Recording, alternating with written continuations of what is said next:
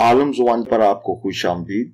और English to Urdu vocabulary section में लफ्ज है क्लमजी। क्लमजी क्लमजी का मतलब है बेढंगा, बेतुका, भद्दासा।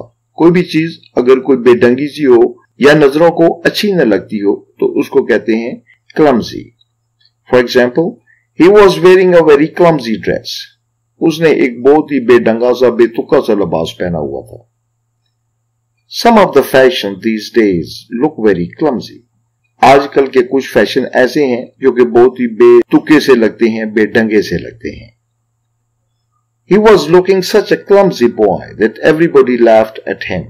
वो इतना भद्दा सा, अजीब सा, बेढंगा सा लड़का लग रहा था कि सब लोग उसके ऊपर हंस रहे थे। तो आज का वर्ड था क्लमजी, जिसका मतलब है बेढंगा, बेतुका, भद्दा सा, जो नजरों को अच्छा ना लगता हो। Good luck to you.